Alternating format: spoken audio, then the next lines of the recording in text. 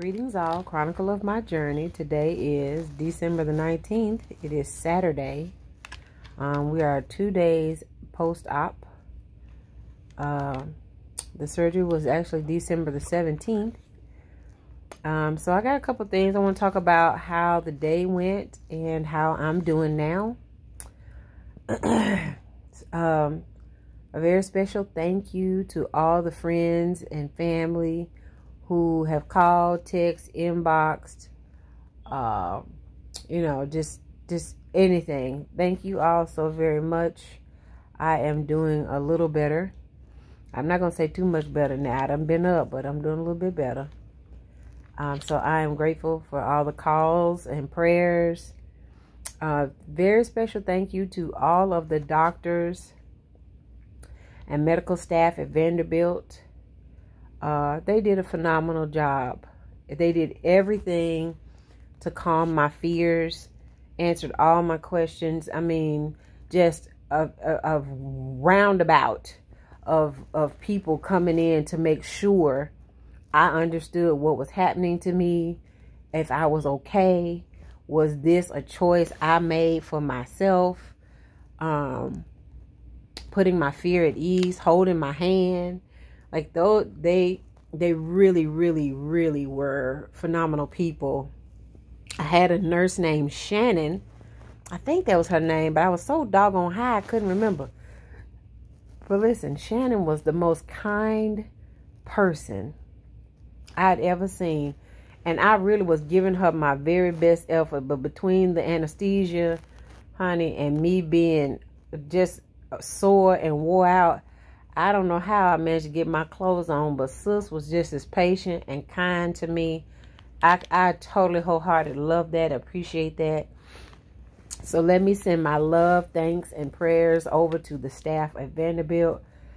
That is what you want your experience to be for any situation that you deal with. You want somebody to understand what you're dealing with and where you are mentally, in the mind space.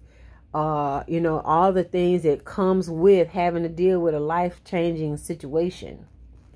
So they were just phenomenal. So thank you to Vanderbilt for that. So let's talk about the day. I got up that morning, Thursday morning, at about 4:15, got myself together. I drove myself over to Vanderbilt because I did not want to have to wake anybody up at 4 o'clock in the morning only to have them drop me off and turn around and go back home, go to sleep, and then turn around and have to come back and get me. So I opted to drive myself there. So I got there, check in, right at about 4:45. And it was hustling. It was hustle and flow in that place at that time of morning. I was very surprised. They had a great system lined up. The chairs were blocked off for social distancing. Your temperature is taken as soon as you hit the door. Everybody is 6 feet apart. They got the ground marked. You know, the whole regimen was going at 5 o'clock in the morning.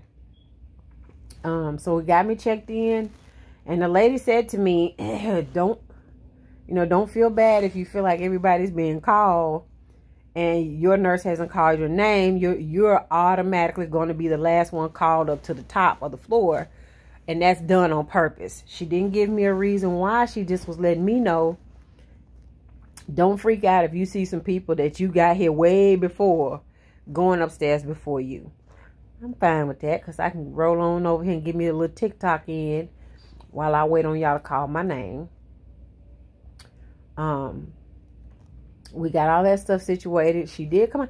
Now, I didn't wait too long. She came right on down and got me, even though, yeah, she was right. There was several people that were called before me, but she came on, got me, took me upstairs, put me in my room, got my gown, my little crazy little socks with the grippies on the bottom and the top. Got me situated with that stuff, and put all my stuff in my little bag, my little clear bag. The first doctor came in. I can't remember her name. I think it's Goulder.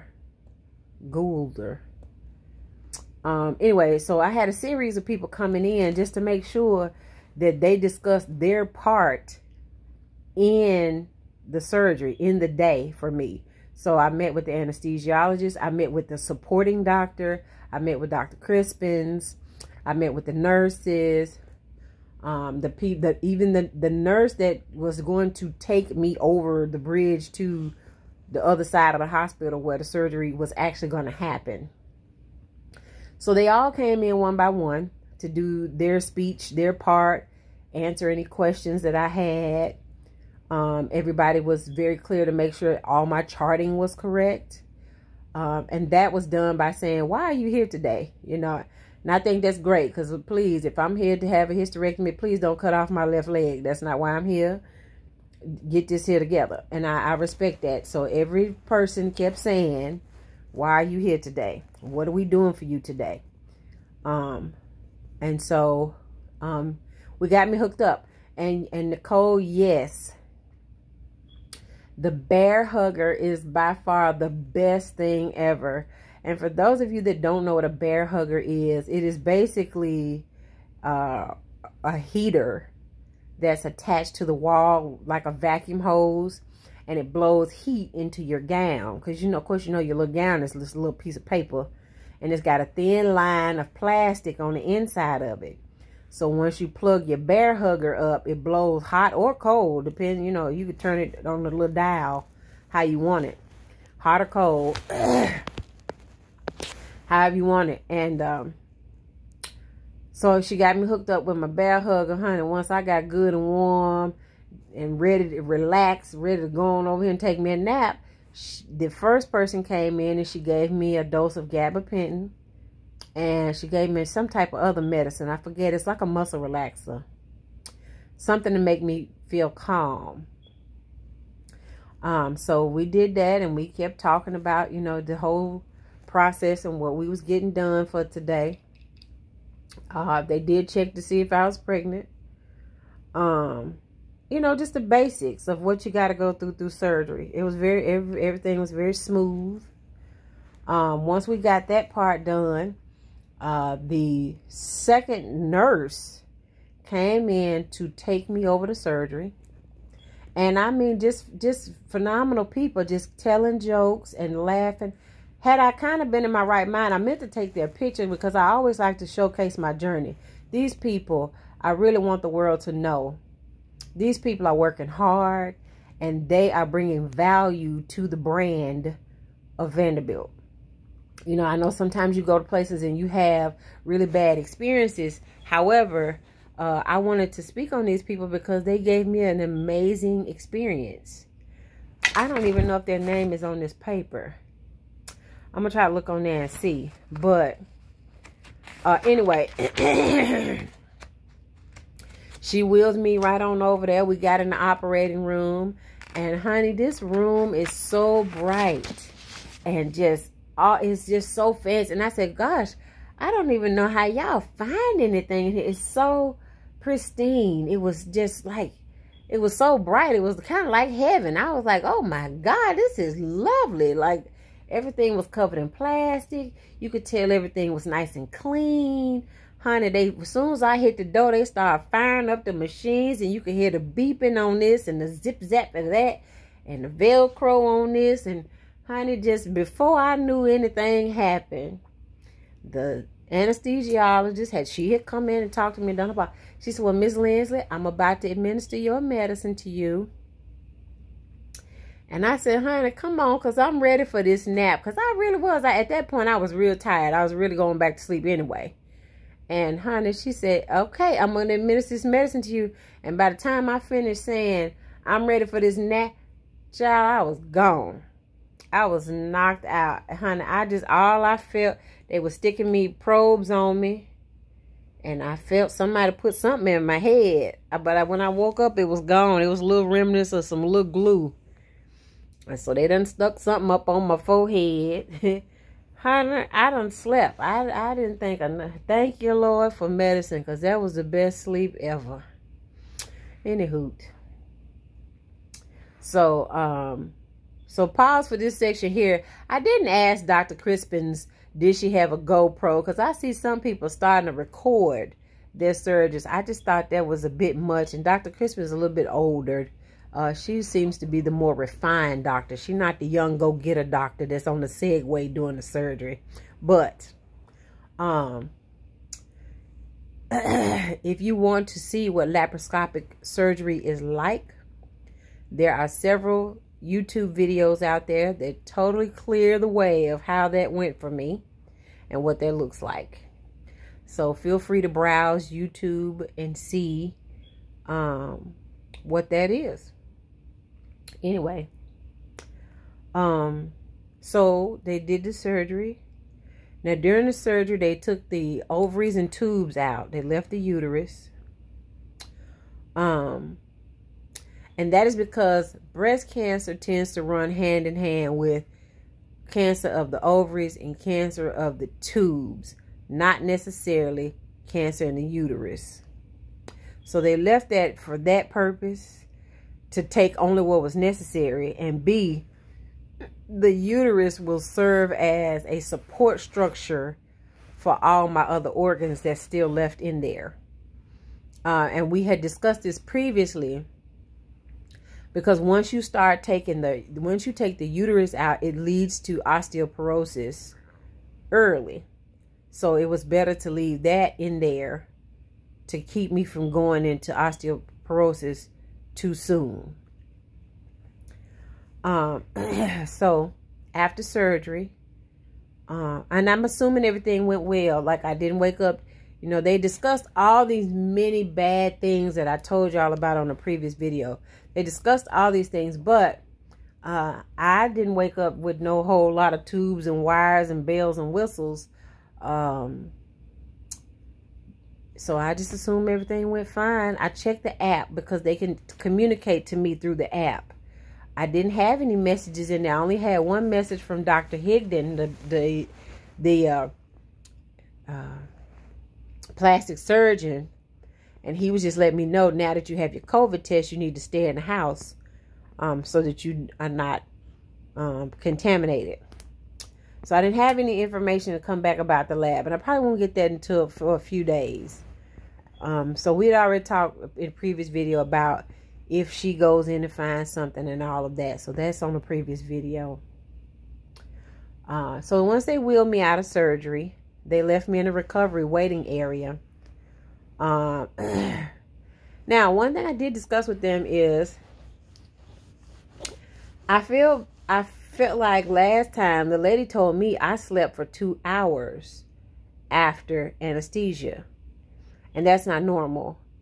So I was real clear with the anesthesiologist this time that, you know, I slept a little long, and that seemed to concern that nurse that I did sleep that long. Now, I don't know if that is attributed to me only always getting 2 hours of sleep on any given day anyway, or and that just could have been my body being just tired and it needed the rest. But I was, you know, I just shared what I know to share with the folks so that they can make the best informed decision that they can make, and we can go from there. So this time I woke up in 30 minutes. So that was great. I felt like that was great. I woke up in 30 minutes. She gently woke me up. This is what I mean. Whoever, I think her name is Shannon. She gently woke me up. And she just said, "Hey, Miss Lindsay, are you awake?" And I said, "Mm-hmm." You know, and she came over, she rubbed my hair, and she just said, how are you doing? Are you ready? Are you ready to get up? And she spoke so sweet. She sounded like, I mean, that's just a real sweet people, I'm telling you now. And I kept saying, yeah, I'm up. And honey, I would go right on back to sleep. And after a couple of rounds, hey, Miss Leslie, I'm back. Are you up? How you doing? You woke?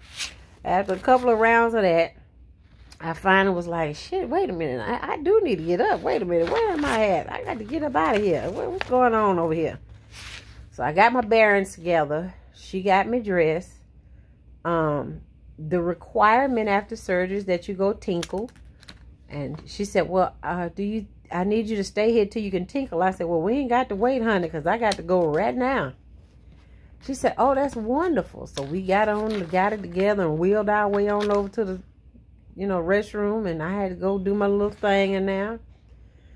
And so she brought me back and we just kind of sat there. I heard the lady at the nurse station, I heard her calling my dad and telling my dad that I was up and in the recovery and I was ready and he could be heading on that way. And I knew she was talking about me because I think I was the only girl in there. But some just told me that it was me that she was talking about. So anyway, I think her name is Shannon. She said, well, I got to go get ready for another patient who's about to come out of surgery. But you have everything you need because I got everything back on. Like I could do things for myself. But, I just was very unstable and I could be sitting there talking. The next thing you know, I'd be down asleep again. So she got me dressed and I just had my pants just kind of sitting at my thighs because I hadn't stood up to pull them up. But the other lady, there was another nurse that came over. She was scrubbing down the other room because when I looked past the curtain, she was over there just scrubbing away, honey. She was getting that room together. I like that. Get the corona up out of here. I like it. So she stopped what she was doing, came over there, got me up, stood me up, got my pants up, and got me a wheelchair. And got me wheeled down to the lobby because they gave my dad the instructions to call when he was out front. So, of course, my dad did do that. I could hear the lady saying, oh, perfect. She just came out of the restroom. We'll get her right down to you. Something she was saying to my daddy. So, anyway, the lady wheels me on down now. And I got on in the car. So, Aunt Barbara drove my car home. And my dad, I rode in the car with my dad. He likes that. He still wants to be my knight in shining armor. So my hero came and got me on home. And I like that. I like that my daddy wants to do all those things. I think that's great. Got on home. Now, I kept nodding off. Like, my daddy was talking to me in the car, but I don't really know what in the world he was talking about. Because, honey, I could be asleep with my eyes wide open. I was so doggone out of it. That medicine is heavy, boy. That medicine is something else. Anyway, so I got on home. And I slept for the first day. I slept the entire day and all night. All the way through it. And, let's see. I think that was it. Just kind of how it went. I slept a long time, like a lot. I kept getting a lot of phone calls and text messages. I couldn't answer nobody because, honey, I was out of it. They tell you when you leave that place, don't go sign no contracts, don't read no paperwork, don't do nothing. Go home and get in bed because you are not in your right mind to be able to answer no questions and deal with no legalities. So, that's what I did. I came on, honey, got on in this bed. So after the fact, they gave me cleaning instructions and medication instructions. A number to call in case I have an emergency. So that's kind of how it went. Everything went well, I think. I'm real sore. And kind of bloated. So I'm wrestling with trying to get the gas out. I've chewed 1,000,000 Tums. Honey, I done chewed the gas 6. I finally broke down and drunk a Sprite. I done all that I know to do. I really have. And so today, I woke up. And I really didn't do not too much today. I still really was sore. I had some rough patches.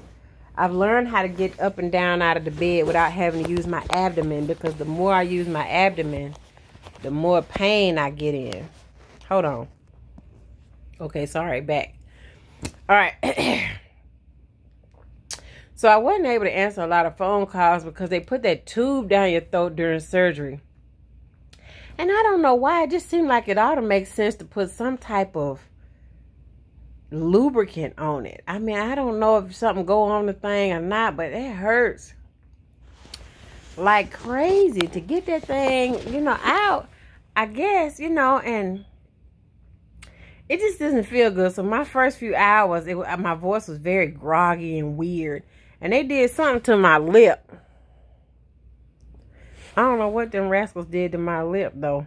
Because I got this little bump right there, this little cut. I don't know. But I attribute it to that stupid tube. Anyway. So I've been doing okay, y'all. I'm sorry I couldn't answer all the texts and calls. Simply because I was asleep. Now, shit, I had to go and sleep that off. It wasn't much I could really say. And by the time I wake up and realize I had a text message, phone call, honey, my body said, going back to sleep. And hell, that's what I did. So, today I haven't been doing too much. I've been asleep again all day today. I didn't wake up real good. I didn't wake up real good till about 6 o'clock p.m. today. I've been knocked out. And finna go right back. That's crazy. It's 1:10 a.m. But I'm about to go back to sleep. I'm about to go right back to sleep. Anyway, that's how this went.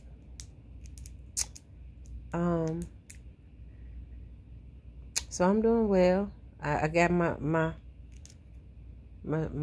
folks with me.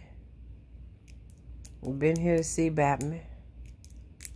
And my sister done called, and everybody done called, and I got everything I need. I tell you what though, you got you some Chick-fil-A at the house, and you done forgot you had it, and need to warm that up. Put that back in the air fryer. Boy, that is something special right there. That air fryer, I've been slipping. I've been owning the air fryer all this time, and they never used it until my friend Mel said something about it, and I was like, I'm going to try to fry this chicken up like this, like that. I done put that doggone Chick-fil-A in the air fryer and tore it up 2 days, Saints. And I'm happy about that because I wasn't hungry. I wasn't hungry. I just got an appetite. I'm happy about that. So, it's good. So, that's what we got. Chronicle of my journey. We're going to label this one laparoscopic surgery and post-op. I couldn't do a whole lot of talking that first day because now my voice was gone. I was tired. I was sleepy. But I am fine, y'all. I am up and about. I done had me a bath. Not a bath, a shower. I done had me a shower. I just ate.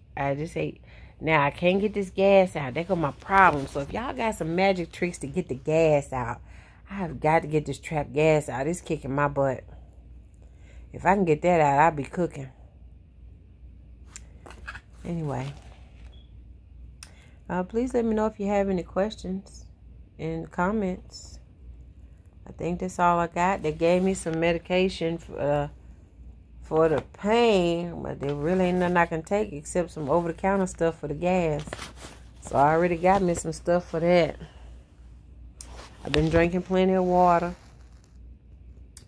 I think that's it. So remember our prayer targets. Make sure you go get checked out, please, sir, and please, ma'am, because this ain't what you want. Take care of yourself. Be good to yourself. So, that's all I got, y'all. I love you. I'm doing well. Thank you for checking on me. Y'all have a good night. Good morning, rather. That's all I got.